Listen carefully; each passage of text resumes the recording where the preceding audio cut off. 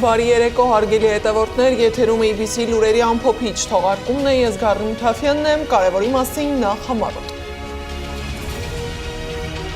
Հայ եկեղեցու դեմ պայքարի ծավալներն ընդլայնվում են, զինված ուժերի հոգևոր առաջնորդությունը լուծարվել է։ Նոր որոշում կաթողիկոսի եղբոր գործի վերաբերյալ, ինչպես է մեկնաբանում փաստաբանը դատարանի որոշումը։ Կալանավորված ընդդիմադիր գործիչներ ու հոգևորականներ Հայաստանում, գերիներ Բաքվում և լռություն միջազգային կառույցներում, ընդդիմադիր պատգամավորի ելույթը ԵԽԽՎ-ում։ ԵՄ-ԵԱՏՄ ընտրելը դժվար է, համատեղելը անհնար, ինչ է զգուշացնում Ռուսաստանը։ ԵՄ բանակները տերորիստական կազմակերպություններ, ինչ որոշում է կայացրել Թեհրանը։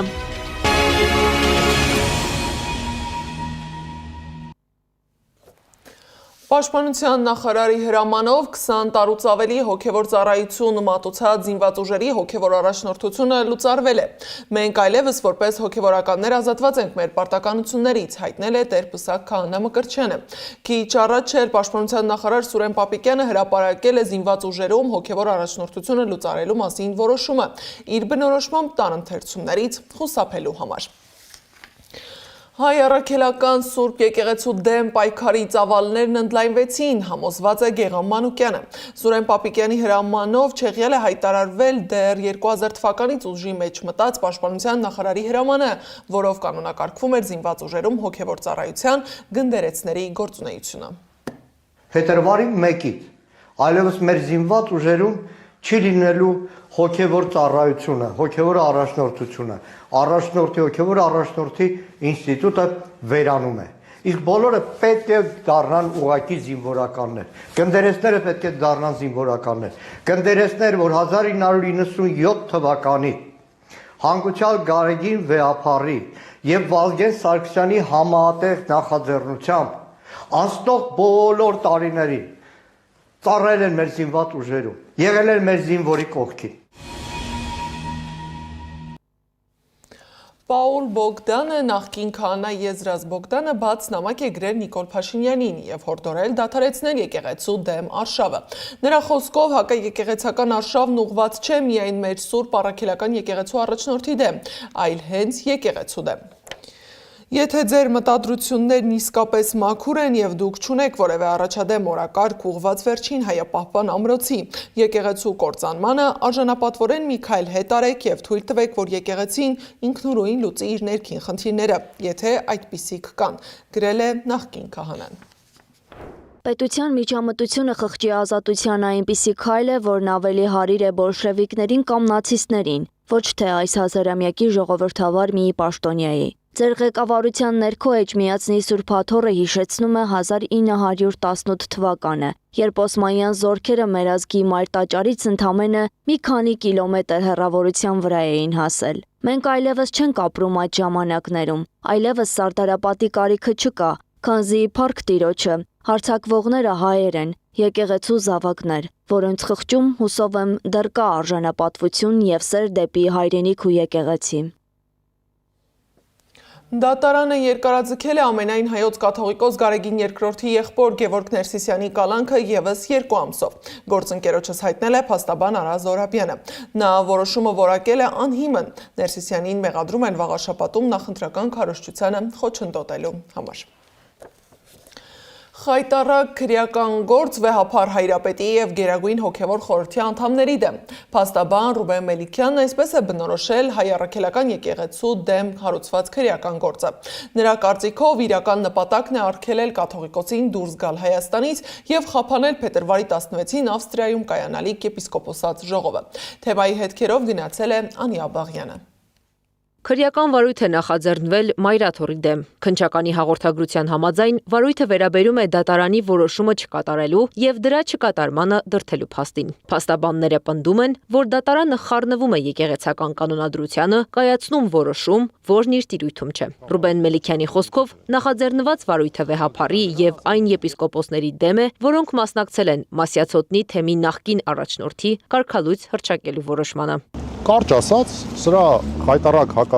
իրավականությունը, հակասահմանադրականությունը նրանում է, որ սա հերթական միջամտությունն է եկեղեցու գործերին։ Այս անգամ արդեն մի ակտի հետ կապված, որը բացարձակ հոգևոր նշանակություն ունի։ Քրեական վարույթը նախաձեռնված է այնպիսի հոդվածներով, որոնք դասվում են ոչ ծանր հանցանքների շարքին։ Ընդհանուր իրավական սկզբունքներից մեկի համաձայն, առաջին անգամ նման արարք կատարած անձը չի կարող դատապարտվել ազատազրկման, այսինքն վեհափառին եւ եպիսկոպոսներին այդ վտանգը չի սպառնում, բայց այստեղ մեկ այլ ուղերձ կա, ասում է Մելիքյանը։ Ամեն ինչ արվում է, որ խափանվի ամենայն հայոց կաթողիկոսի բացարձակ իրավաչափ տնօրինությամբ նշանակված եպիսկոպոսատ ժողովը Ավստրիայում։ Այո, միանշանակ է դա։ Դա միանշանակից էլ միանշանակ է, այլ պատճառ այստեղ ես ուղղակի չեմ տեսնում։ Ինչպես են խոչընդոտելու, փաստաբանը կարծում է, քրեական հետապնդում է հայտարարելու դատախազությունը, որից հետո մայրաթոռում խուզարկություններ կիրականացնեն։ Եվ որպես գործի շարունակություն, դատարանը կորոշի երկրից բացակայելու արգելք տալ վեհափառին ու եպիսկոպոսներին։ Այդ արգելքի հետևանքով եպիսկոպոսած ժողովը հնարավոր է չկայանա, նշում է Մելիքյանը։ Տերտիրատուր Քահանա Սարդարյանի խոսքով, եպիսկոպոսական նշանակման գործընթացի նկատմամբ դատական միջամտությունը, այդ որոշման հարկադիր կատարումն, ինչպես այժմ նաև եկեղեցու ներկայացուցիչների նկատմամբ քրեական հետապնդման նախաձեռնությունը չեն կարող ընկալվել որպես իրավունքի չեզոք կիրառություն։ Խոսքը վերաբերում է մեր եկեղեցու սահմանադրությամբ երաշխավորված ինքնավարության նկատմամբ համակարգային հարձակման մասին։ Պետությունը անտեսում է եկեղեցու օրենսդրորեն ամրագրված ինքնակառավարման իրավունքը, չի հարգում պետություն-եկեղեցի հարաբերությունների համար սահմանված հատուկ իրավական պաշտպանական շրջանակը եւ խախտում է պետության եւ եկեղեցու տարանջատման սկզբունքը, միջամտելով զուտ ներքին հոգեվոր բնույթի հարցերին։ Ասացին, գրավոր հարցում ուղարկեք։ Մայրաթոռի տեղեկատվական կենտրոնից օրեր առաջ հայտնել էին, որ հայ առաքելական եկեղեցու եպիսկոպոսած ժողովը Ավստրիայում է անցկացվելու փետրվարի 16-ից 19-ին։ Այս որոշմանը դեմ էին արտահայտվել եպիսկոպոսները, որոնք միացել էին Նիկոլ Փաշինյանի, այսպես կոչված եկեղեցու բարենորոգման ծրագրին։ Անիա Բաղյան, Մհեր Դավթյան, Գեգամ Ղազարյան, ABC Media։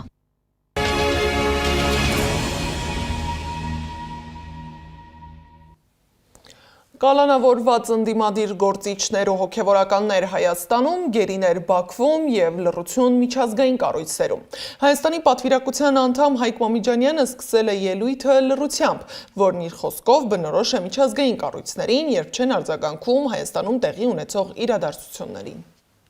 Մենք նախաձեռնում ենք իմպիչմենթի գործընթաց և ընդդիմության վարչապետի միասնական թեկնածուն ձերբակալվում է։ Լռություն։ Կառավարության պաշտոնյաները թիրախ են դարձնում անհատ լրագրողների և մի ամբողջ լրատվական գործակալությունների։ Լռություն։ Պատգամավորներին, պաշտոնաթող նախագահներին, ընդդիմադիր առաջնորդներին կամ ձերբակալում են կամ արգելում բացակայել երկրից։ Լռություն։ Իմ ավելի քան 50 հայրենակից Հայաստանում զրկված է ազատությունից իր քաղաքական հայացքների համար, իսկ պաշտոնական տվյալով 19 բանտարկված է Բաքվում, զուտ հայ լինելու համար։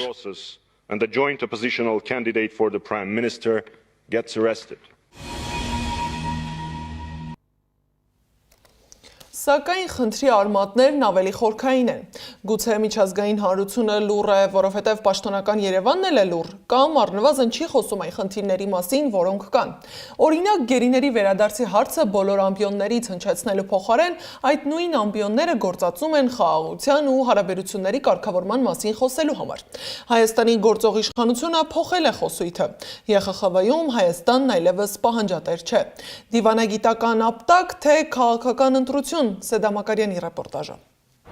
Հայաստանի իշխանափոխությունից հետո փոխվել է ոչ միայն ներքին քաղաքական լեզուն, այլև արտաքին դիվանագիտական խոսույթը։ Դա հատկապես տեսանելի է Եվրոպայի խորհրդի խորհրդարանական վեհաժողովի ամբիոնից։ Տարիներ շարունակ այդ ամբիոնը հայկական պատվիրակության համար եղել է պայքարի, իրավունքների պաշտպանության եւ Ադրբեջանի պատասխանատվության հարցը բարձրացնելու հարթակ։ Այսօր նույն ամբիոնից այլ լեզու է հնչում։ Հայկական պատվիրակության ներկայացուցիչները գրեթե չեն խոսում Ադրբեջանի հայատյաց քաղաքականության մասին։ Փոխարեն ավելի հաճախ խոսվում է հայ-ադրբեջանական, այսպես կոչված կարգավորվող հարաբերությունների մասին։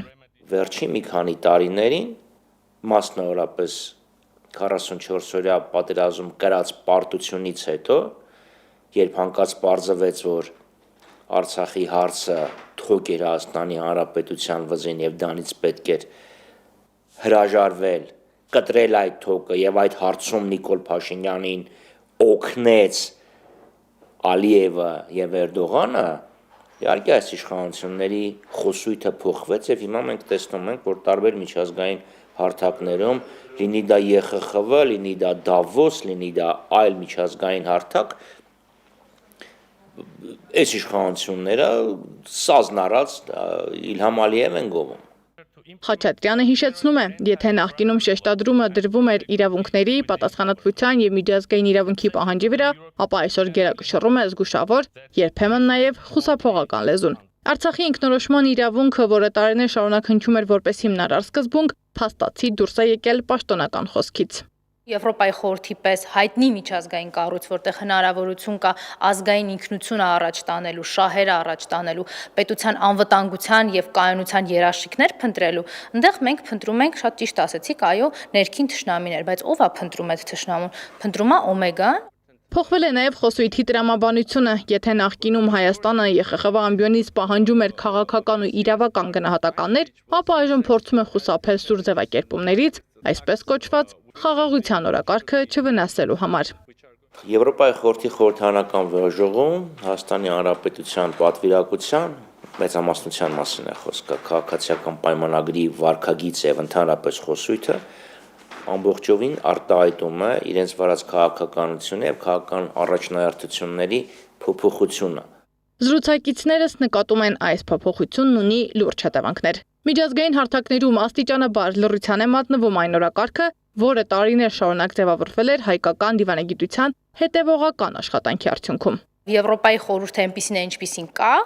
մի քիչ ավելի լավ, մի քիչ ավելի վատ, մի քիչ ավելի քաղաքականացված, մի քիչ ավելի ակնհայտ երկակի ստանդարտներով, այո, այդ ամեն ինչը կա, բայց հիմնական փոփոխությունը տեղի ունեցել այստեղ հայկական իշխանության մեջ, որտեղ չկա հայկական իշխանություն, կան մարդիկ, ովքեր ներկայանում են մեր անունից եւ կներեք, բայց վաճառում մեզ այն չափով եւ այնքան, որքան կարողանում են։ Այս համատեքստում падգամավորները խոսույթի փոփոխությունը դիտարկում են ոչ թե ոճի, այլ քաղաքական ընտրություն երկարաժամկետ հետևանքներով Հայաստանի միջազգային դիրքերի համար։ Հատկանշական է նաև ազգային ժողովի փոխխոսնակ Ռուբեն Ռուբինյանի հայտարարությունը, թե ԵԽԽՎ-ն ընդունել է իր առաջարկած բանաձևը հայ հոգևորականների վերաբերյալ։ Խաչատրյանի գնահատմամբ, իրականում ԵԽԽՎ-ն դիվանագիտական ապտակ է հասցրել Հայաստանի իշխանությանը։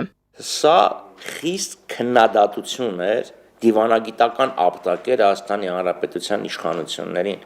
որովհետև մարդիկ նշում են, ահազանգում են Հայաստանում տիրող անհանդուրժողականության մթնոլորտի մասին։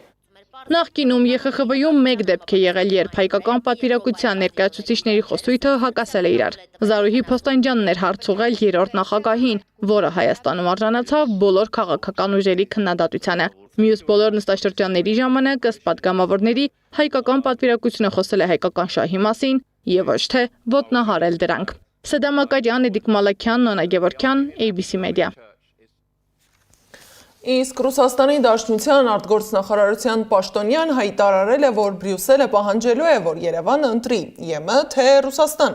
Իսկ Եվրամիության հետ Հայաստանի արագացված մերձեցումը կարող է բացասական հետևանքներ ունենալ ինչպես Ռուսաստանի հետ դաշնակցային հարաբերությունների, այնպես էլ հետխորհրդային տարածքում ինտեգրացիոն գործընթացների համար։ Դիվանագետը հայտարարել է, փաստը մնում է փաստ, որ ԵԱՏՄ-ին եւ ԵՄ-ին միաժամանակյա անդամակցությունն անհնար է։ Մենք հույս ունենք, որ Հայաստանը որպես Եվրասիական տնտեսական միության անդամ պետություն գիտակցում է Բրյուսելի հետ արագացված մերձեցման հնարավոր բացասական հետևանքները, ինչպես մեր դաշնակցային հարաբերությունների, այնպես էլ հետխորհրդային տարածքում ինտեգրացիոն գործընթացների զարգացման համար։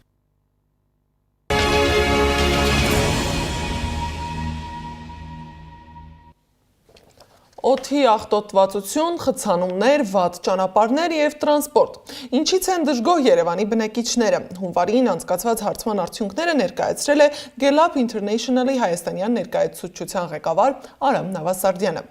Բնապահպանական խնդիրներից դժգոհել է հարցվածների 29.6%-ը, մշտական խցանումներից 26.5%-ը, եւս 22.6%-ը մատնանշել է վատ ճանապարհները։ Հարցվածների 16.3%-ը դժգոհ է աղբահանությունից, եւս 15%-ը նշել է հասարակական տրանսպորտի խնդիրը։ Բայց խցանումներից բացի քաղաքում լուրջ խնդիր է նաև կայանատեղի գտնելը։ Ցերեկը կենտրոնում մեքենան կայանելը գրեթե անհնար է։ Խնդիրը քաղաքային իշխանությունը փորձում է լուծել կայանատեղիներ ավելացնելով, կարմիր գծի վճարը թանկացնելով, բայց աշխարհի շատ երկրներ հասկացել են, որ դա խնդրի լուծում չէ։ Կայանման ճգնաժամ, ինչպես են լուծել խնդիրն աշխարհում, Սվետլանա Պետրոսյանն է ուսումնասիրել։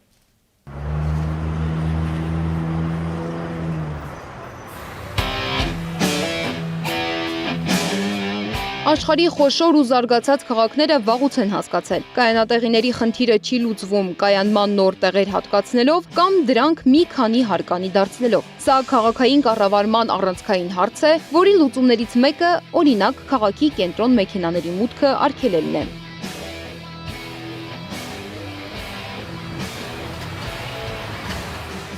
Եվրոպայում, Ամերիկայի Միացյալ Նահանգներում եւ Ասիայում կայանման քաղաքականությունը կառուցվում է մի քանի հիմնական սկզբունքների վրա։ Քաղաքների կենտրոնում գործում են վճարովի եւ ժամանակով սահմանափակ կայանատեղիներ, որոնք նախատեսված են կարճատև կանգառների համար։ Որքան մոտենում ես կենտրոնին, այնքան բարձր է գինը, ծայրամասերում ավելի մատչելի է։ Շատ քաղաքներում ներդրվել է Park and Ride համակարգը։ Վարորդը մեքենան թողնում է քաղաքի մուտքերում գտնվող մեծ ավտոկայանատեղիներում եւ ճանապարհը շարունակում մետրոյով, ավտոբուսով կամ տրամվայով։ Այս մեխանիզմը թույլ է տալիս կենտրոնը պահել ազատ առանց խցանումների։ Մի շարք երկրներում կայանման իրավունքը սահմանափակվում է թույլտվություններով։ Թաղամասերում առաջնահերթությունը բնակիչներինն է, իսկ այցելուների համար սահմանվում են հստակ կանոններ։ Ճապոնիայում նույնիսկ մեքենա գնելը հնարավոր չէ, եթե չապացուցես, որ ունես կայանատեղի։ Որոշ քաղաքներ գնացել են ավելի խիստ քայլի։ Լոնդոնում, Միլանում եւ Ստոկհոլմում գործում է քաղաքի կենտրոն մտնելու վճար։ Լոնդոնում այս համակարգը գործում է արդեն շուրջ 20 տարի եւ թույլ է տվել նվազեցնել կենտրոնի խցանումները մոտ 30%-ով։ Քաղաքաշինական տեսանկյունից լայնորեն կիրառվում են բազմահարկ եւ ավտոմատացված կայանատեղիները, հատկապես այնտեղ, որտեղ հողատարածքը սահմանափակ է։ Սինգապուրում եւ Շանհայում այս համակարգերը համադրվում են խիստ վերահսկողության հետ մեքենաների քանակը վերահսկելու նպատակով։ Շատ քաղաքներում կայանման քաղաքականությունը դիտարկվում է որպես գործիք վարորդների վարքագիծը փոխելու համար։ Բարձր գները, ժամանակային սահմանափակումները եւ կենտրոն մուտքի վճարները խթանում են այլընտրանքային փոխադրամիջոցների օգտագործումը։ Միաժամանակ ներդրումներ են կատարվում հանրային տրանսպորտի որակի բարձրացման ուղղությամբ։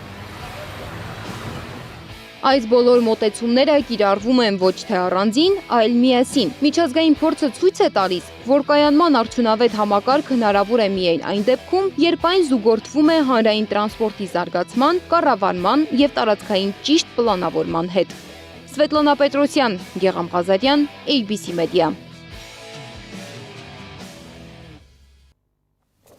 Իսկ ազգային ժողովում քննարկում էին առողջության համընդհանուր ապահովագրության համակարգի գործարկման ընթացքը։ Համակարգը քաղաքացիաիրավական պայմանագրով աշխատողների համար կսկսի գործել 2027-ի հունվարի 1-ից։ Այս պահին այն գործում է միայն աշխատանքային պայմանագրերով աշխատողների համար, ասել է առողջապահության նախարար Անահիտ Ավանեսյանը։ Այսօր առողջապահական ապահովագրության համակարգում ներառված է 1,371,181 անձ։ Իսկ ինչպես օգտվել առողջության համընդհանուր ապահովագրությունից, եթե չունես սմարթֆոն, պարզաբանում է նախարարը։ Եթե չունի մարդը սմարթ հեռախոս, դա չի նշանակում, որ նա այս երաշխիքից ինչ-որ առումով խնդիր կունենա օգտվելու։ Մի այլ հանգամանք էլ, եթե ինչ-ինչ պատճառներով մարդը չի ակտիվացրել իր արմետ հավելվածը, համաձայնությունը չի տվել, բայց ինչ պատճառներով ընկել է շտապ օգնության օրինակ միջոցով հիվանդանոց, սա եւս խոչընդոտ չէ նրա իրավունքը իրացնելու։ Տվյալ պահին հիվանդանոցային այցի շրջանակներում հաստատումը կիրականացվի եւ նա կստանա իր բժշկական օգնությունը։ Ավանեսյանը նաև անդրադարձել է Բաքվից վերադարձած գերիներին ու Արցախից վերջերս եկած 10 հայերին։ Նրանք գտնվում են բժիշկների վերահսկողության տակ։ Եվ Խաչատրյանի ուրեմն վիրահատությունը Փառք Աստծո բարեհաջող է անցել եւ նա հիմա վերականգնման փուլ է անցնում։ Քաղաքացիներինն էլ, այո, նրանց մասով էլ մենք մշտական կամ Երևանից ուրիշ այդ հարցերին չպատասխանեմ,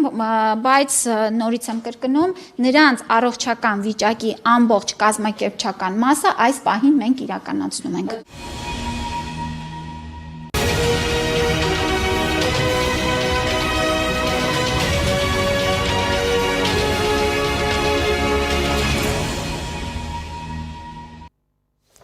Իրանի ազգային անվտանգության խորհրդի քարտուղար Ալի Լարիջանին հայտարարել է, որ Թեհրանը ԵՄ երկրների զինված ուժերը որակում է որպես տերորիստական կազմակերպություններ, ի պատասխան Իսլամական հեղափոխության պահապանների կորպուսի դեմ նմանատիպ միջոցառման։ Հիշեցնեմ, որ ԵՄ-ն հայտարարել էր, որ պատժամիջոցներ կսահմանեն 15 իրանցի պաշտոնյաների դեմ եւ կընդլայնեն Իրան երկակի նշանակության ապրանքների արտահանման սահմանափակումները, այդ թվում հրթիռների եւ անօդաչուների բաղադրիչների։ ԱՄՆ նախագահ Դոնալդ Թրամփն էլ հայտարարել է, որ արդեն բանակցել է Իրանի ներկայացուցիչների հետ եւ մտադիր է շարունակել երկխոսությունը առանց նշելու, սակայն թե որ պաշտոնյաների հետ է կապ հաստատել, հայտնել է իռնագործակալությունը։ Թրամփն ընդգծել է, որ իրանական կողմին ներկայացրել է երկու պայման։ Առաջինը ոչ մի միջուկային զենք, երկրորդը դադարեցնել ցուցարարներին սպանելը։ Վլադիմիր Պուտինն էլ չի մերժել Դոնալդ Թրամփին։ Ռուսաստանի Դաշնության նախագահը համաձայնել է մեկ շաբաթ չկրակել Կիևի եւ ուկրաինական այլ քաղաքների վրա։ Դոնալդ Թրամփն ասել է, որ անձամբ է Ռուսաստանի նախագահին դիմել նման խնդրանքով, հաշվի առնելով, որ խստաշունչ ձմռան պատճառով ռուսական հարվածները լուրջ խնդիրներ են ստեղծում ուկրաինացիների համար։ ԱՄՆ նախագահն ընդգծել է, որ զանգն իզուր չի եղել։ Եվ վերջում հունվարի 31-ի գիշերը եւ առավոտյան հանրապետության ավտոճանապարհներին սպասվում է մերկասառույց, հայտնում է Հայ հիդրոմետը։ Այնպես որ զգույշ եղեք, պահպանեք ճանապարհային երթևեկության կանոնները, մի վտանգեք ձեր եւ ուրիշների կյանքը։